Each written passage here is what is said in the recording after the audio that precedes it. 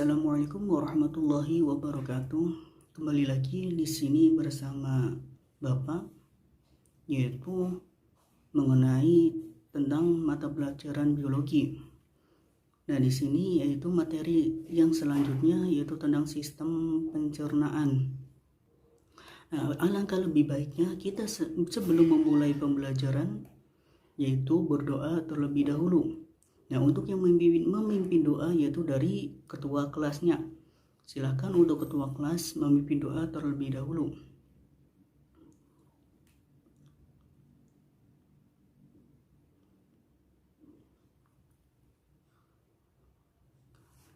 Amin amin ya rabbal alamin. Baik, terima kasih. Semoga apa yang dapat Bapak sampaikan dapat diterima dan dapat bermanfaat. Nah, selanjutnya yaitu mengabsensi. Yang pertama yaitu ada Abdul Muiz, oke, hadir. Abdul Ghafur, hadir.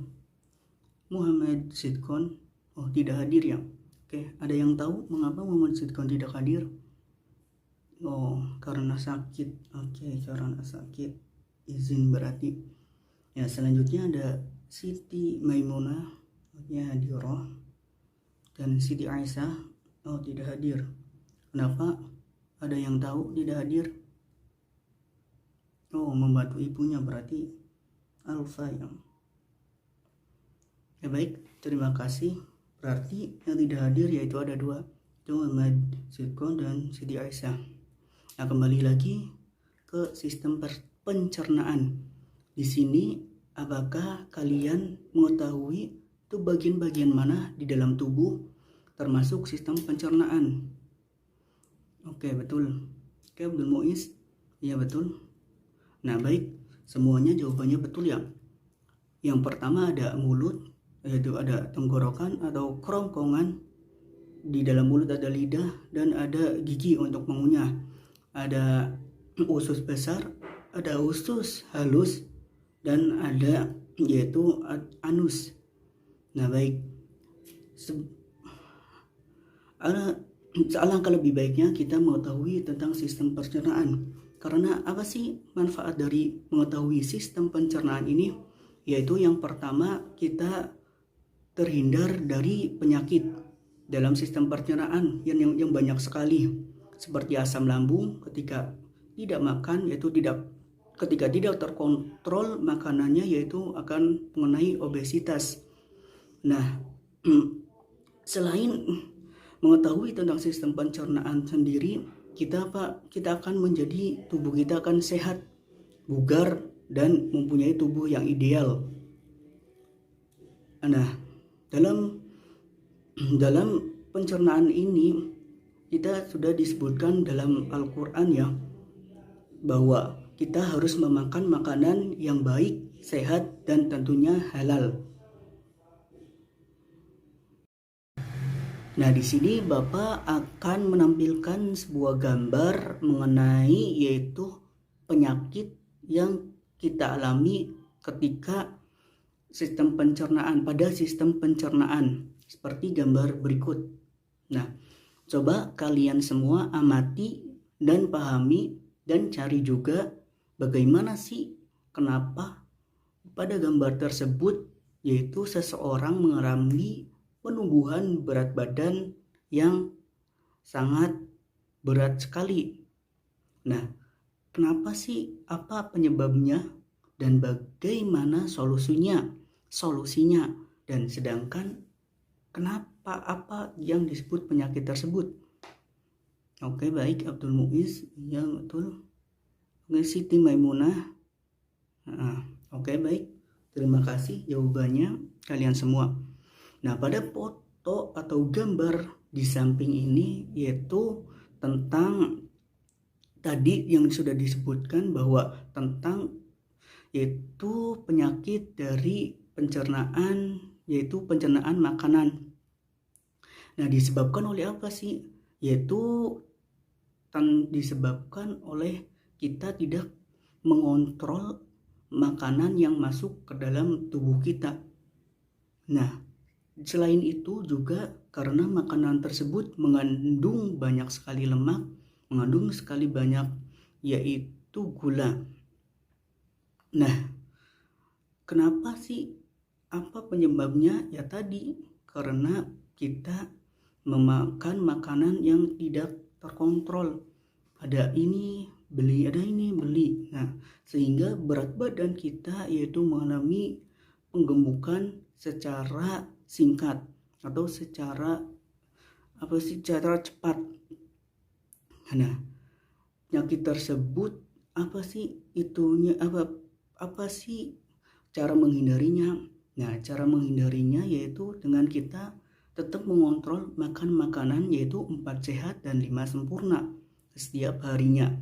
Nah, penyakit tersebut juga dinamakan yaitu obesitas atau penambahan berat badan yang secara signifikan. Nah, Bapak akan menampilkan gambar tentang sistem pencernaan pada manusia. Nah, seperti yang sudah di awal tadi yang itu disinggung ya, bahwa sistem pencernaan yaitu yang pertama terdiri dari mulut. Nah, mulut ini yaitu untuk memasukkan atau untuk memakan ya. Yang pertama yaitu dan untuk mengunyah bisa, dan kemudian menelan, dan tempat dimulainya pada pencernaan kimiawi zat tepung. Nah, selanjutnya ada pangkal kerongkongan atau faring yaitu untuk membawa makanan ke kerongkongan. Nah, selanjutnya ada esofagus yaitu untuk membawa makanan ke lambung dengan gerak peristalik. Nah, selanjutnya ada lambung atau ventriculus yaitu menghasilkan asam lambung, mengubah makanan menjadi bentuk kime atau seperti bubur yaitu encer ya. Tempat pencernaan protein dimulai. Nah, yang selanjutnya ada usus halus atau intestin yaitu untuk mencampur kine tersebut yaitu tadi dengan cairan empedu dengan enzim yang dihasilkan di usus halus dan pankreas. Selanjutnya yaitu dalam sistem pencernaan ada usus besar atau kolon, yang mana usus besar ini yaitu membusukkan sisa makanan yang tidak tercerna, dibantu oleh yaitu sebuah bakteri. Penyerapan kembali air dari kotoran atau feses. Dan yang terakhir yaitu ada anus, yang mana anus ini yaitu untuk defekasi atau pembuangan sisa-sisa makanan yang sudah diproduksi tadi, diserap, yaitu yang berguna ya diserap untuk tubuh di bagian tubuh, dan yang tidak berguna lagi yaitu akan dikeluarkan. Selanjutnya ada proses pencernaan makanan dan penyerapan nutrisi. Setelah dikunyah dan ditelan, makanan akan dicerna ya tadi dan diserap nutrisinya. Sedangkan sisa-sisa makanan akan dibuang melalui tinja atau melalui anus oleh tubuh. Proses pencernaan ini bisa memakan waktu sekitar 24 sampai 72 jam.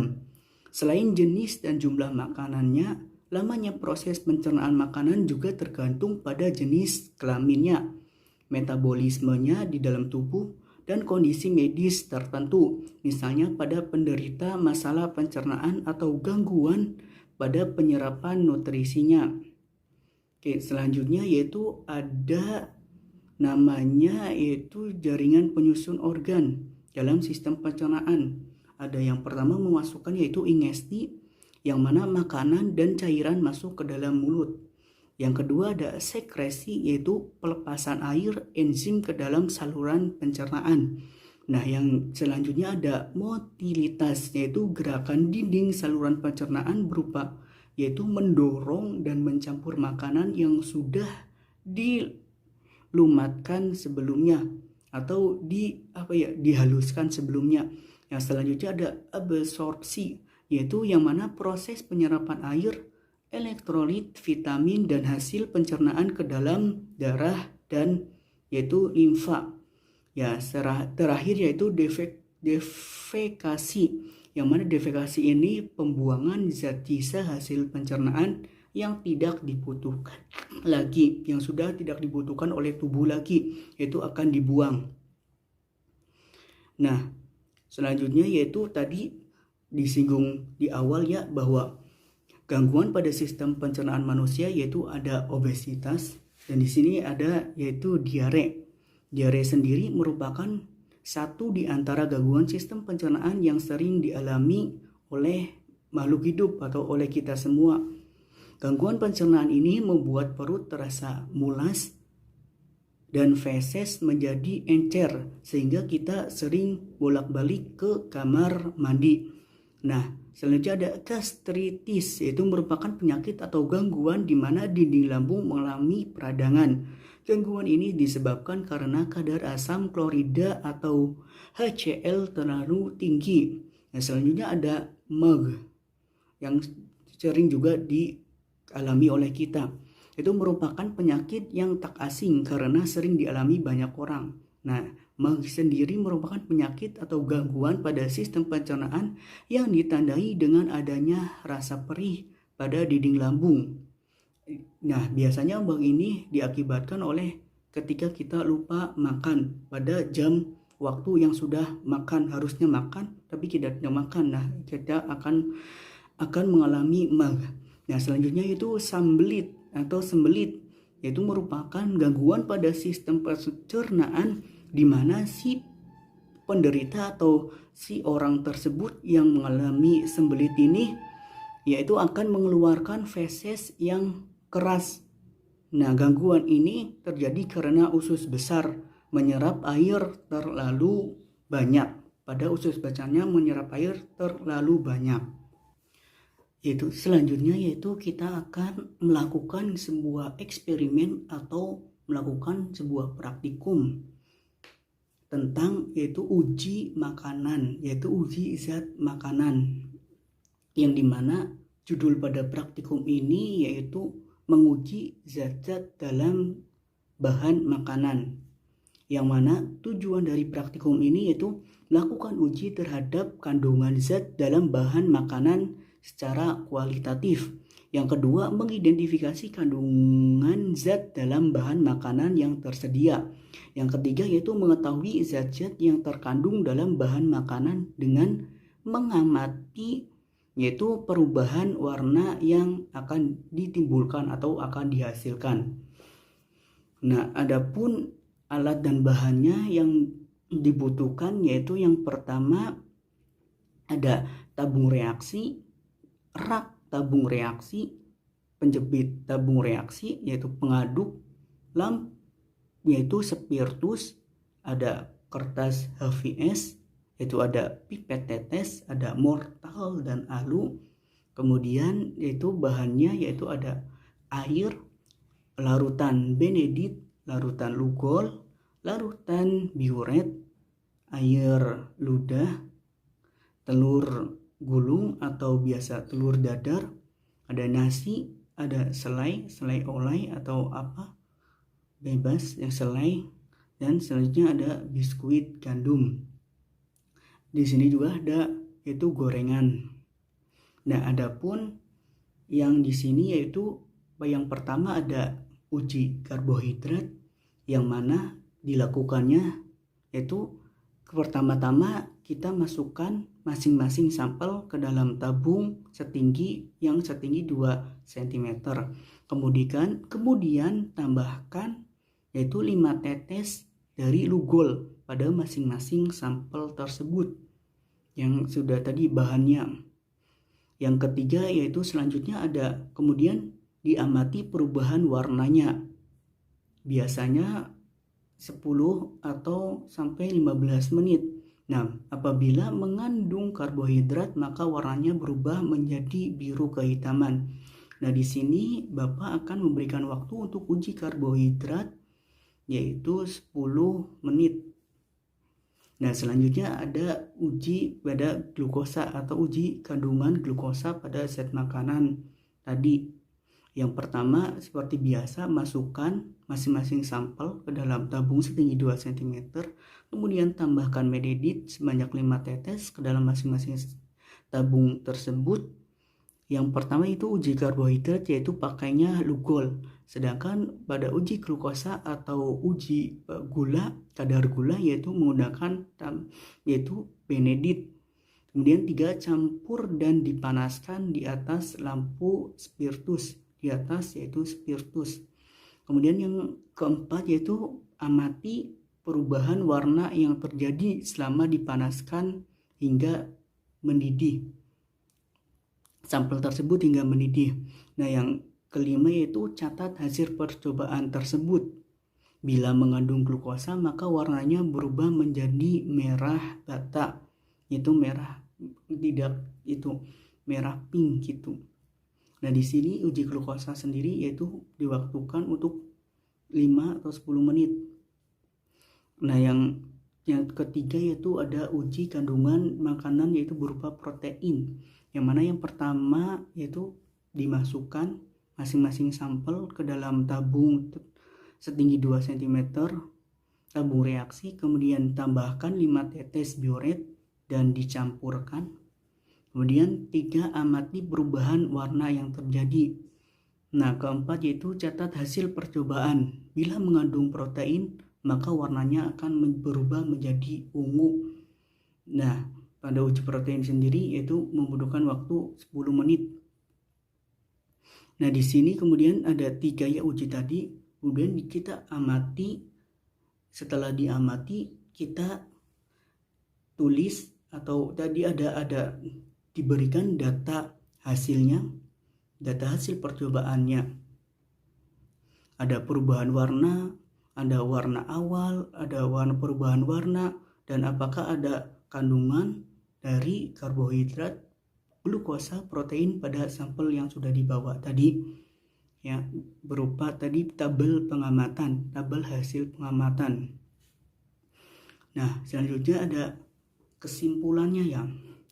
Kesimpulannya bahwa pada percobaan yang telah dilakukan, diketahui bahwa uji karbohidrat, glukosa, dan protein mempunyai indikator yang berbeda-beda seperti berikut.